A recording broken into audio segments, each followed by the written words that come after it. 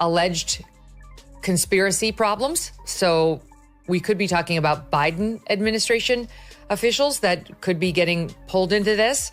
And it could get all the way up to President Obama. I mean, having now really read in on this case, there's a real question about whether Barack Obama's about to have the same kind of trouble that Jack Smith caused for Donald. I'm going to go to the next topic here, which is Adam's top topic, talking about Obama saying every man needs a gay friend. So Obama goes Barack, on his wife's podcast, okay? And they're sitting there having this conversation, and it opens. They covered a lot of different things. Right off the bat, they talked about the divorce. Hey, aren't we supposed to be getting a divorce and all this stuff? Just tell me that one day the intelligence community under Barack Obama was ready to come out and say that the Russians did not interfere in the 2016 election and really had no part in it, and that whole thing was kind of bullshit. Then Barack Obama pulled them all into the White House. They had a big meeting, and then literally the next day, they were like, Russia interfered to help Trump, and leaked it to all the reporters, Washington Post. But think, you're Obama, okay? First go from the Obama's lens. Okay. Obamas are sitting there having to hear people compare Kamala to Obama. Crazy. Do you know what that does to Obama? Do you know Obama is sitting there saying, shut the, that's what Obama's saying internally, right? Everything begins with a legacy that was meant to shine endlessly. The golden figure of politics, the smooth speaker. The man who made hope and change feel like it was carved permanently into history. Then two bold voices stepped forward. They didn't just raise questions about that legacy, they tore through it live on television. They dragged every polished piece of Barack Obama's image into the open with no restraint. It wasn't only about flawed policies or unmet promises. It was about the full myth of Obama, the glowing speeches, the cinematic documentaries, all of it. Knowing that there are divorce rumors and, she's not showing up for him, whether it's at the Jimmy Carter funeral or the Trump inauguration or the basketball game he just went to in L.A. when visiting their daughters, and then dinner with the daughters was not there. Here she is talking about it. If it were me, I would say something nice about him. I would say, he's just so charming. It was meant to be. I knew he could heal the earth in the way he did. There was only one person who could do it, and it was my husband, Barack Obama, whatever. The nonstop awards, the endless standing ovations, they broke it down piece by piece, revealing how the image of a bold leader was staged. It's like a movie set, impressive on the surface, but hollow when viewed from the other side. Obama's office spokesperson, Patrick Rodenbush, great first name, rejected the office of the Director of National Intelligence. Reports claim that senior Obama administration officials orchestrated the Russia collusion hoax, stating, out of respect for the office of the presidency, our office does not normally dignify the constant nonsense and misinformation flowing out of this White House with a response. And he called the allegations outrageous and ridiculous, a weak attempt of this. They drew comparisons to a leader in title, only someone who delivered stirring speeches but disappeared when the hard work began. The accusation wasn't that he failed, but that he never truly tried.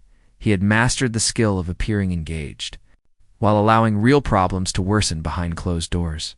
Steele dossier, because the boss has told them to get back to him with an assessment that says Russia did interfere and Russia meant to help Trump. And so where do they turn? They don't have it, except in the Steele dossier, which we now know was totally made up. It's been entirely discredited. That was the best evidence they had. Before we move forward, make sure to like this video and subscribe to the channel. Your support helps us grow and bring you more of this kind of content. Now let's keep going. Personally, for me, if I were able to run for a third term, Michelle would divorce me. So, it's useful that I don't have that choice to make. I know you have to leave. But Michelle was never wild about politics. Michelle once explained to me, I try to organize my life not to have a lot of mess around. And politics is just a big mess. Because what follows only gets stranger. After breaking down the legacy, the attention shifts to something even more unexpected. Something that made people stop and stare. Barack Obama appears on his wife's podcast, and instead of discussing serious Matters, he cracks jokes about divorce and drops a line that made everyone pause. Every man needs a gay friend. Tell me what place Trump wouldn't go to on media where they would trash him. Where would he not go to? Would he not go to CNN? Would he not go to MSNBC? Would he not go to Jimmy Fallon? Would he not go to Jimmy Kimmel? Would he not go to? Would he not? He went everywhere, right? Now, let me flip this on you. How many times have you seen Obama, Clinton, Hillary, any of those guys Biden go on Fox ever? How many times? The answer is never. At first, it might seem harmless, but once you zoom out and look at the bigger picture, it feels strange. They're laughing and flirting with sensitive topics like separation, and the whole exchange carries this odd sense of forced casualness. While the media painted it as a lighthearted moment between a loving couple, critics saw something else. They saw deflection. Barack Obama planned, a lot of this is from Racket News, which everybody should read directly, Matt's group. Intel officials planned a December 9th, 2016 presidential daily brief, which is always from the Intel community for the president, letting him know what's happening in the world. They planned a PDB that would say foreign adversaries, quoting here, foreign adversaries did not use cyber attacks on election infrastructure to alter the U.S. presidential election outcome. A man tightly managing the story, using humor to lighten something that might actually be serious behind the scenes.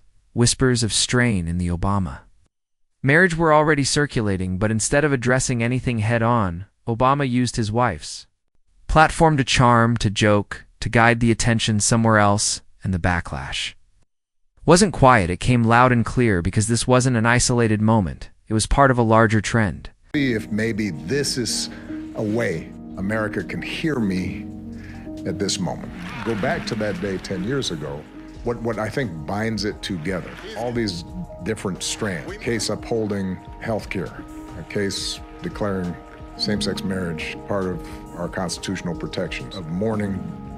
I think what pulls it all together is that no one person did any of that. So he's sitting around on a June Thursday thinking about himself. These situations where Obama always seemed one step ahead of the fire, always spinning the story before it caught up to him. But when you look closer, the cracks were already showing, and what happened next made those cracks impossible to ignore. The real storm began when they challenged the Russia collusion narrative, a controversy that shook American politics for years, and what they exposed flipped the whole story on its head. The night they wake up, oh my God, Michelle, bed is wet. What, babe? I'm right here. Babe, is it already November? Did they already announce he's president? No, babe. Today's the October 25th. Oh my God, babe. Oh my God, please hold my hand. Please hold my hand. Please hold my hand. Oh my God, it's not here yet. Every night they're going to sleep, wetting their bed. According to sources within the system, the intelligence community originally planned to tell the public the truth that Russia didn't interfere in the 2016 election in a way that changed the outcome. That was the plan. The report was ready then. Suddenly, it all shifted. Barack Obama called a high-level meeting at the White House, and right after that, a news story exploded in the press. Russia interfered to help Trump. Fuel on the fire that there's a potential, maybe a divorce or some sort of rockiness going on in the Obamas' relationship. They both posted these mirrored, very choreographed Valentine's Day messages on X, but he was just seen at an LA, the basketball team, the Clippers, thank you, game without her. And then on Tuesday, he was spotted eating out at a fancy dinner in Sherman Oaks with his both daughters, Malia and Sasha, but again, no Michelle, according to TMZ. Everything changed, and not because of new facts. It changed because of pressure. And where did the supposed evidence come from? The now discredited Steele dossier. A document packed with rumors and false claims later picked apart by investigators. Still, that fragile report became the foundation of a media frenzy. It fueled endless headlines, impeachment debates, and tore the country apart. Here is Trump just now. He was just caught on camera saying, well, we'll play both of them in succession. Let her rip. Witch hunt that you should be talking about is they caught President Obama absolutely cold, Tulsi Gabbard, what they did to this country in 2016, starting in 2016, but going up all the way going up to 2020 in the election. They tried to rig the election, and they got caught. And there should be very severe consequences for that. This was not just political spin, it was high-level orchestration with Obama. Quietly pulling strings, staying out of the spotlight, while still directing the outcome, while the public watched the drama play out on TV. Behind closed doors, another story was unfolding where the ending was rewritten just in time to protect an image. You can guess whose, and then there were the numbers no one liked to mention. While Obama gave speeches and soaked up applause, his own party was being gutted under his.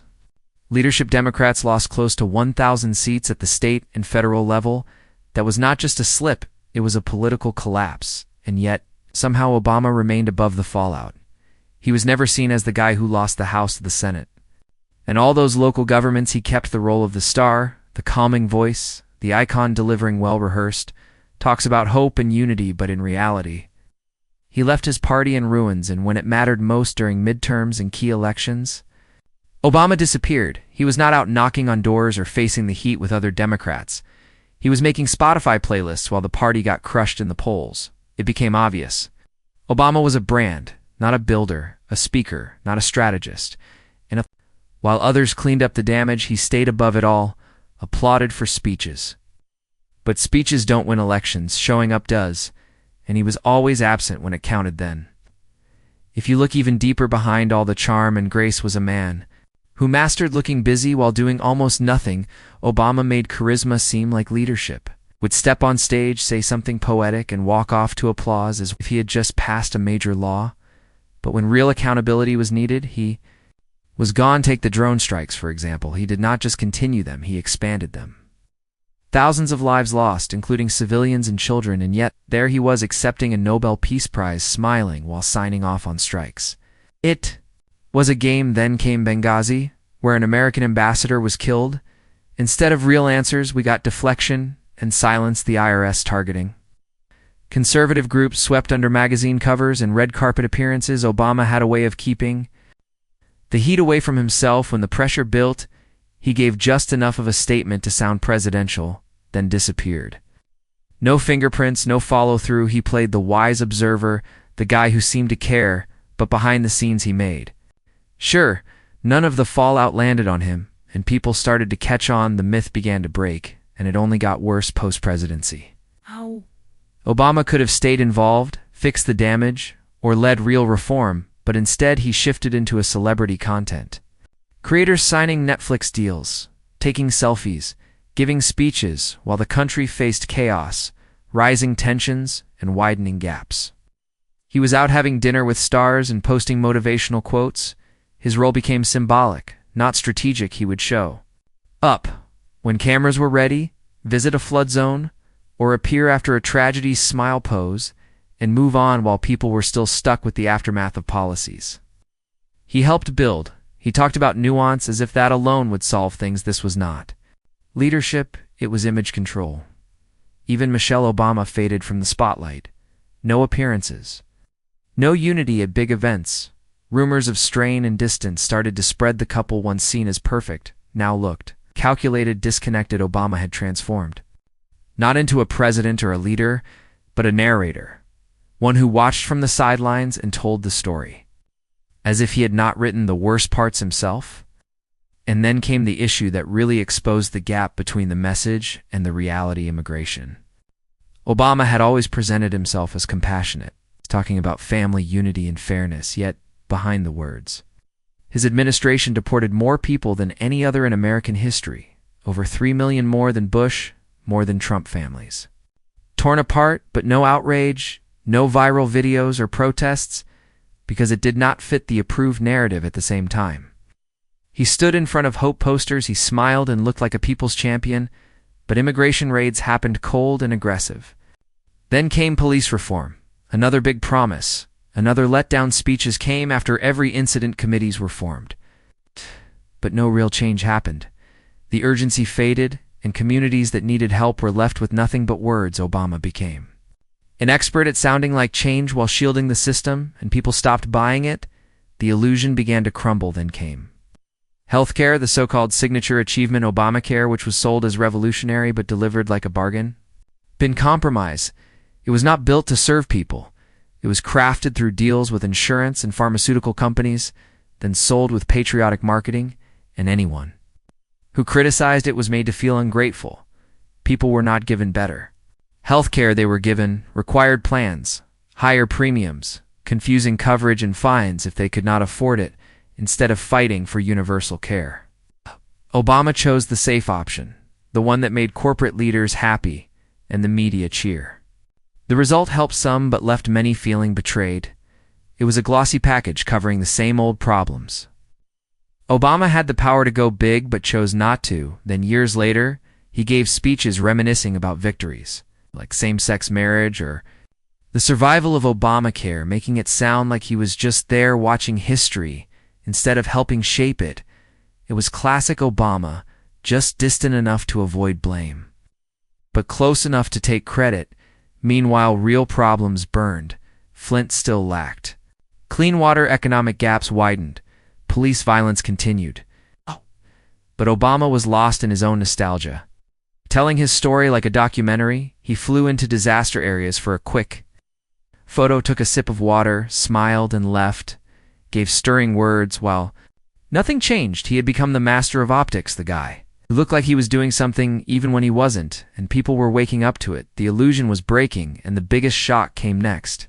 Obama did not just disappoint. He taught a generation of Democrats how to do the same. They kept going back to him for help, for advice, for guidance, but what they got was a playbook for looking good. It's not leading. He had expanded executive power, normalized surveillance and drone warfare, then walked away into a life of luxury and speeches. His followers copied the performance, but not the substance. The party stopped fighting, stopped risking, spoken empty. Slogans and hashtags instead of taking bold steps. Obama had shown them how to appear strong without actually being it. He became the symbol of a party that had lost its base, rolled out like a celebrity ribbon. While voters begged for real answers, all they got were speeches from a man who had already checked out and just...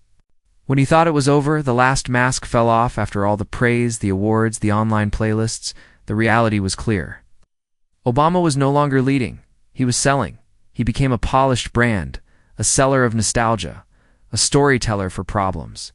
He helped cause, and he never stopped, not during national emergencies, not during party collapse, not when people asked for silence. He just kept talking, selling the same illusion while everything else fell apart. Inflation, instability, voter distrust. Obama was still giving vague speeches on million-dollar stages funded by elites. He once pretended to challenge. He would fly private to climate events, then scold. Others about emissions, post about unity while dodging any real blame, and through it all, one question kept echoing louder. What exactly are we still applauding?